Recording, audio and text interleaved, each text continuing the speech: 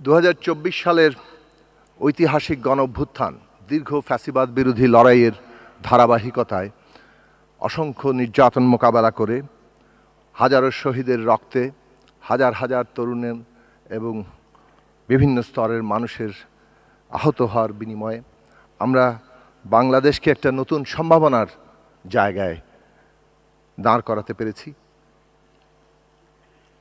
এই রক্তের ঋণে আমরা আবদ্ধ এবং সেই আবদ্ধ হয়েই 2026 সালে 12ই ফেব্রুয়ারি জনগণ যে ম্যান্ডেট দিয়েছেন মাননীয় প্রধানমন্ত্রী জনাব তারেক রহমানকে এই রাষ্ট্র পরিচালনার জন্য, এটা কেবল একটি সাধারণ সরকার গঠনের ম্যান্ডেট নয়। এই ম্যান্ডেট হচ্ছে একটি গণতান্ত্রিক, মানবিক ও কল্যাণমুখী রাষ্ট্র প্রতিষ্ঠার যেই পরিকল্পনা তিনি দীর্ঘ নির্বাসিত জীবন শেষে দেশে সেই ঘোষণা করেছেন। সেই পরিকল্পনার ধারাবাহিকতায় যে ইস্তেহার প্রণয়ন করেছেন তার ভিত্তিতেই জনগণ এই ম্যান্ডেট দিয়েছে। দায়িত্ব নেওয়া রাষ্ট্র পরিচালনার শুরুতেই সে কারণে ওই পরিকল্পনা এবং ইস্তেহারের আলোকে আমাদের পরিকল্পনা মন্ত্রণালয় পঞ্চবার্ষিক অর্থনৈতিক কৌশলগত কাঠামো পত্র তৈরি করেছে। এই কৌশলগত কাঠামো পত্র আলোকেই আমরা বাংলাদেশের বাকি সময়ে যে উন্নয়ন পরিকল্পনা সেটা গ্রহণ করতে চাই এবং তার জন্য পুনরুদ্ধার, উত্তরণ এবং পুনর্গঠনের যে কৌশল নির্ধারণ করা হয়েছে সেই কৌশলে আমরা যাতে একটা ভঙ্গুর অর্থনীতি থেকে সমৃদ্ধ জায়গায় যেতে পারি সেই কৌশল মাননীয় প্রধানমন্ত্রীর নির্দেশনায় আমরা তৈরি করতে সক্ষম হয়েছি। কয়েকটি কথা আপনাদের সামনে তুলে ধরতে চাই।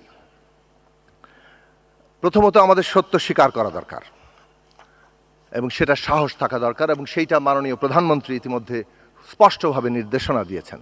কোনো রকম তথ্যের কারসাজি, ডেটার কারসাজি এটা এই সরকার করবে না এবং পরিকল্পনা মন্ত্রণালয়ের অধীন যে পরিসংখ্যান এবং তথ্য বিভাগ আছে তারা এই বিষয়ে প্রয়োজনীয় সংস্কার কাজ করছেন। ফরেনসিক রিভিউ থেকে শুরু করে প্রয়োজনীয় কাজগুলো করা হচ্ছে, প্রত্যেকটি ডেটা যাতে বাস্তবতার সাথে সংশ্লিষ্ট থাকে এবং আমরা কোথা থেকে কোথায় যাচ্ছি তার অ্যাসেসমেন্ট করতে পারি এবং আমরা আমাদের প্রয়োজনীয় কোর্স কারেকশন করতে পারি।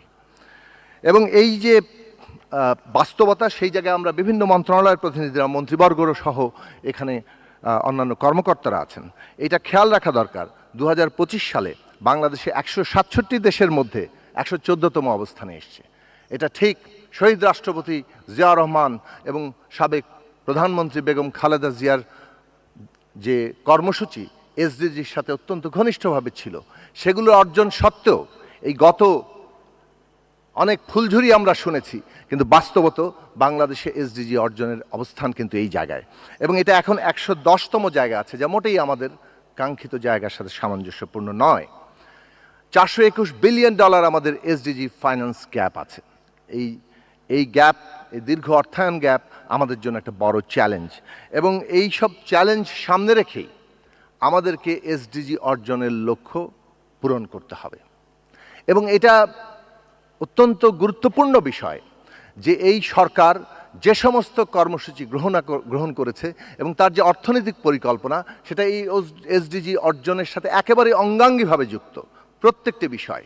প্রথমত, যদি আমরা হিসেব করি যে আমাদের সামাজিক সুরক্ষা কার্ড, সেটা ফ্যামিলি কার্ড, কৃষক কার্ড, খাল খনন, নদী খনন, এখানে বৃক্ষরোপণ, এখানে ই হেলথ, এখানে ওয়ান ভিলেজ ওয়ান প্রোডাক্ট, কিংবা ওয়ান টিচার ওয়ান ট্যাব, কিংবা one citizen one number one wallet, কিংবা নারীদের জন্য যে স্নাতক পর্যন্ত শিক্ষার বিস্তার, কিংবা ক্রিয়েটিভ ইকোনমি, সার্বিকভাবে আমরা প্রত্যেকটি জিনিসের দিকে তাকালে ক্রীড়াবিদদের জন্য যে ভাতা দেওয়া হয়েছে, ইমাম সাহেব, মুয়াজ্জিন, পুরোহিতদের জন্য যে ভাতা দেওয়া হয়েছে, প্রত্যেকটি বিষয়ে খেয়াল করলে এটা স্পষ্ট হয়ে যায় যে এই পুরো কর্মসূচিগুলো এসডিজি অর্জনের সাথে ওতপ্রোতভাবে জড়িত এবং এইটাও খেয়াল করা দরকার যে এটা কেবলমাত্র একটা আন্তর্জাতিক বাধ্যবাধকতার জন্য করা হয়নি।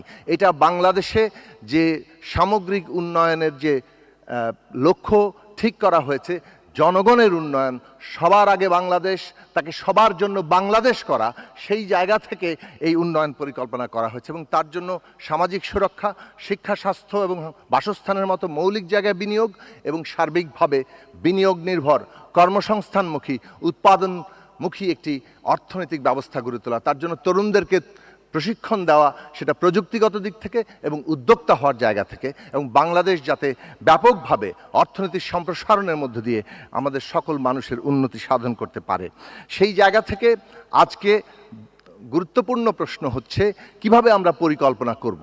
আমরা ইতিমধ্যেই প্রত্যেকটি মন্ত্রণালয়ের সাথে বৈঠক করার চেষ্টা করছি এবং সেখানে দুটি বিষয় খুব গুরুত্বপূর্ণ।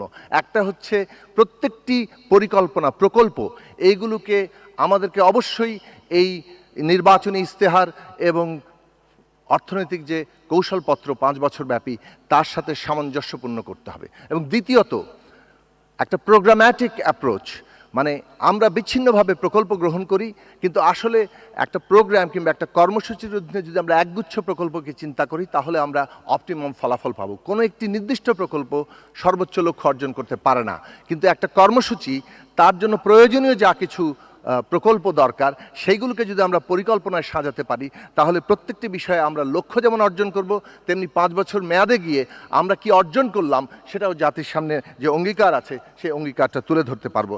আশা করি প্রত্যেকটি মন্ত্রণালয় সেই বিষয়ে গুরুত্ব দিবেন এবং গুরুত্ব এই কারণে নয় যে আমরা আবারও আন্তর্জাতিক কোনো বাধ্যবাধকতা অথবা দিন শেষে একটি প্রতিবেদন আমরা তৈরি করে দিব যে আমরা বেশ এগিয়েছি।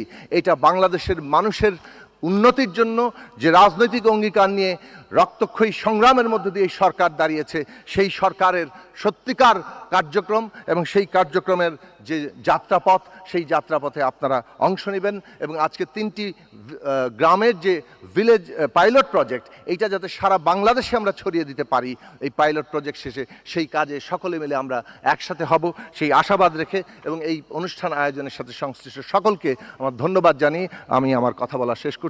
এখানে সুযোগ দেওয়ার জন্য ধন্যবাদ। আসসালামু আলাইকুম।